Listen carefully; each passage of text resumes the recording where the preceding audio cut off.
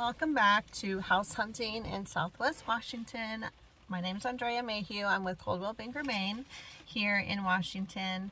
I wanted to talk today about the home buying process.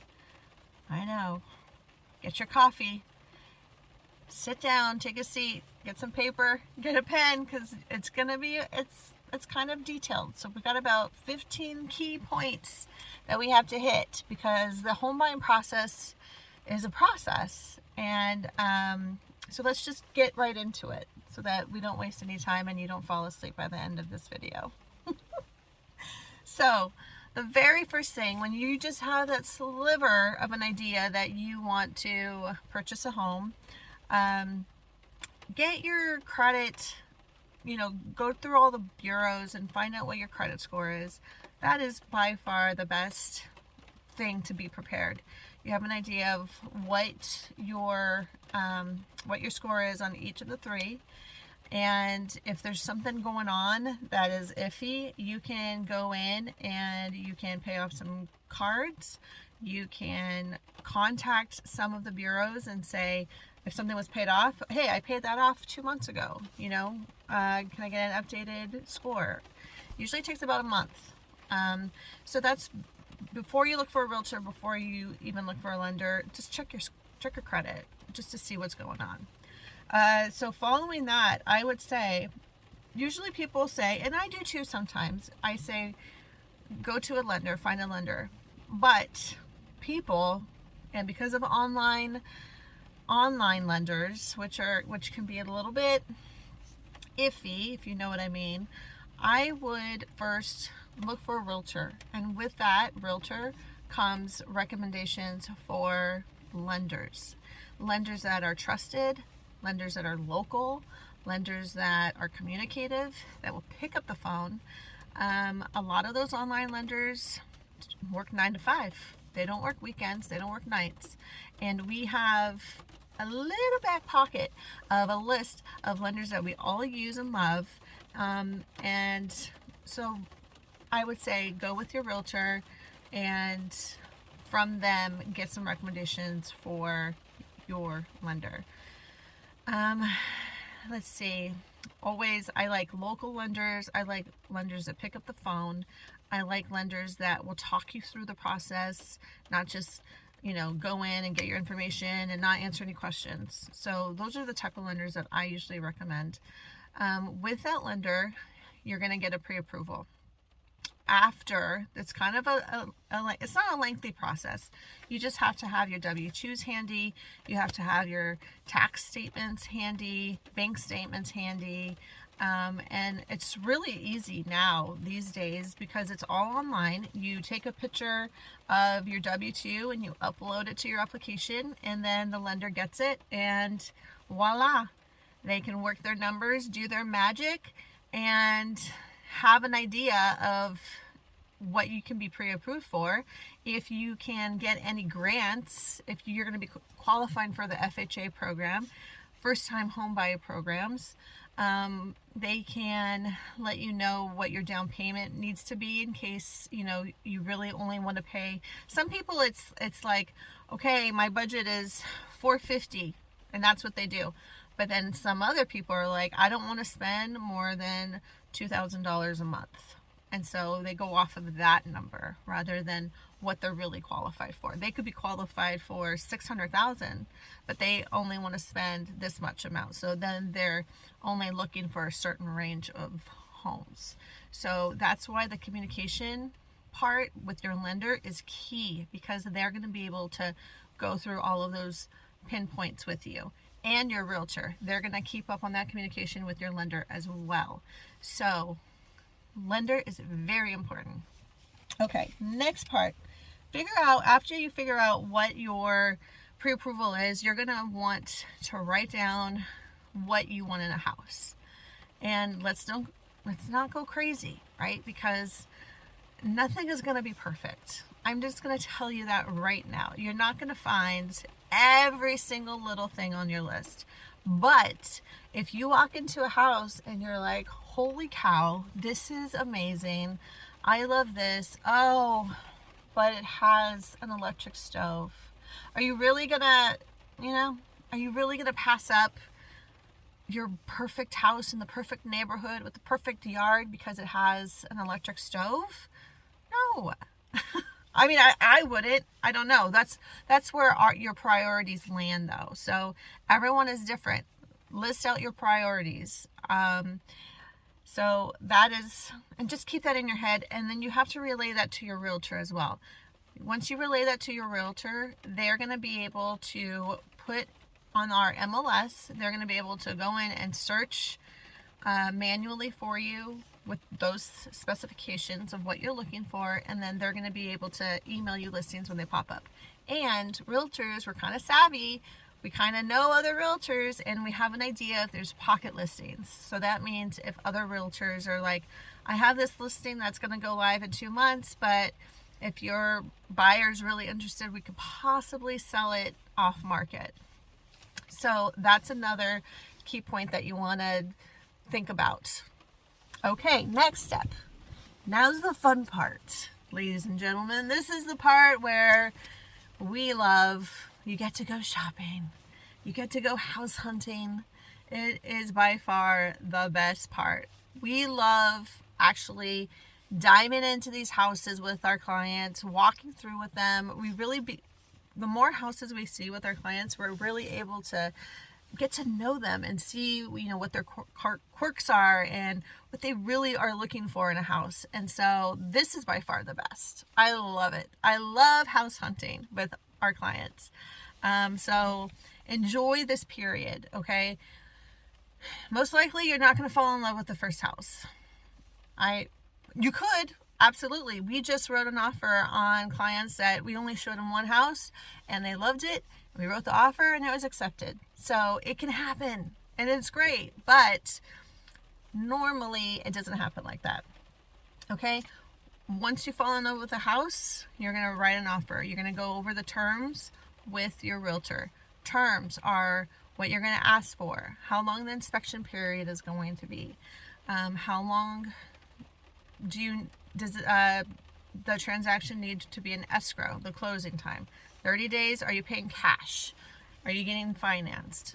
Usually cash offers, they can close really fast, and that's why a lot of sellers like the cash offers, because you don't need an appraisal with cash offers, and you can close after the inspection is done. So it can be 7 days, it can be 10 days. So usually a financed loan for a house is 30 days.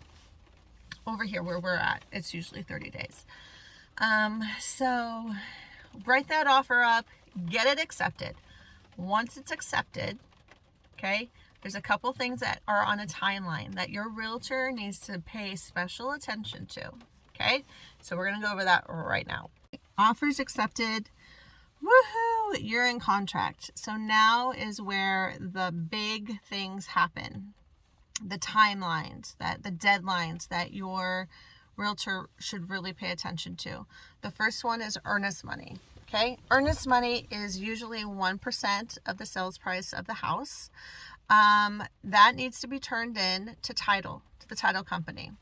So a lot of the title companies now are offering these services that are amazing, where you can just take a picture of a check and it goes directly into your escrow. So you don't have to walk it in, you don't have to go and get a cashier's check, you don't have to wire. So it's super convenient. So just check in with that title company what is going to work out for them. After the earnest money, and if you're hearing that, it's raining, okay? I just want to let you know, you just got to get used to it. I'm trying to talk over it. We're in Washington. This is what happens. It rains.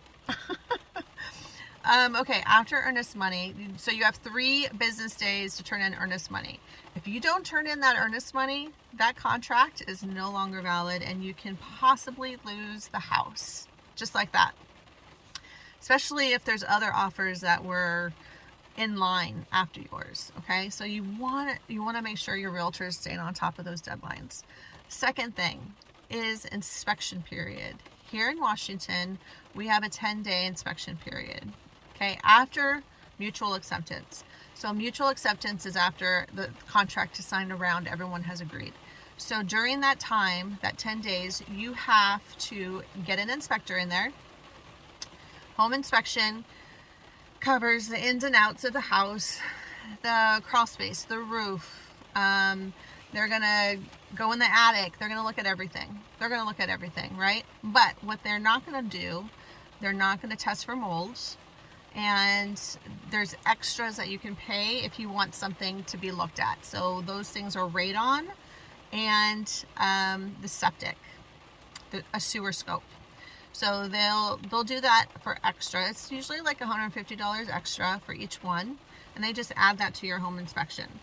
So and the inspectors that we have been using, they get that report to you by the end of the day, which is amazing, and I love it, because then it gives you more time to go through the report and pinpoint exactly what, as a buyer, what you want asked. So with that inspection report, you can go through it and, this needs to be fixed, maybe a credit for this. You can either ask for things to be fixed or credit at closing.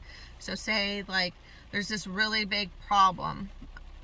You could get out of the contract as well. If there's just too many things going on with the house and you're like, I don't want to deal with all this, you can get out of the contract and get your earnest money back, no problem. Okay, that's one of the things. But that's also one of your realtor's responsibilities, is to stay on top of the time frame. Because if you don't, and it goes past that 10 days, you don't get your earnest money back if you want to get out on the inspection. So it's so important to stay on top of that. So with the inspection report, you have to give a response to the sellers about the things that you want done for the house, that you want them to fix or you want a credit for. So that's in that 10-day period. So say that you have the inspection day 5. So then you have another 4 or 5 days to decide what you want fixed. And then your realtor will fill out this nice little form for you with all of the things that you want, or it could be nothing. Some houses are fine, and the inspector's job is to go through everything with like a fine-tooth comb and write down everything, because that's liability on them. So they're going to say, oh, there's nail pops in the ceiling. It's like, okay, well, I'm not going to ask for that to be fixed. You don't have to like nickel and dime your seller to fix all the little tiny little things, especially if it's like a house from the 70s. They have to write everything though in the report. So it's just up to you and your preference of the kind of work that you can do, or that you are okay with hiring a contractor to get done. So with that inspection response, then the seller has 3 days to get back to you, whether they accept it, deny it, or they can change it up even. They can say, oh, we're going to fix this and this, but we're not going to fix this, and we'll give you a credit for this. So it's another form of negotiation that's going on in the transaction. Okay, so that includes the sewer scope and the radon too. So you can negotiate those things in that inspection response. So the next thing is, after you're all done, you guys all agreed on the inspection response, the next thing is the appraisal. So the lender orders the appraisal, where you're getting your mortgage from. So if you're paying cash, there's no bank, there's no lender that has to loan the money to make sure, the appraisal is just to make sure that the house is worth what the loan is for. So if there's no loan, you don't need an appraisal. So if you're paying cash, you don't have to worry about that appraisal time. That's another reason why it's really fast to close cash deals. But if you are getting, my throat is getting dry, I need water. If you are getting a loan, the appraisal is the next thing. The lender orders that usually when the inspection is done. That's another out-of-pocket cost that usually goes on to your closing costs at the end of the transaction. You don't really have to pay for it out of pocket per se, but you have to bring those funds to you at closing, part of your closing costs. And that the appraisal, it just really depends on who you get, because it's just a random pick. The lenders don't actually pick. It's like a draw. They put it out there like a bid, and some appraisals pick it up. So You could get a really slow appraiser, or you could get a really fast appraiser. Usually around here, I would say they're a good 3 to 7 days. It's just a wide range, right?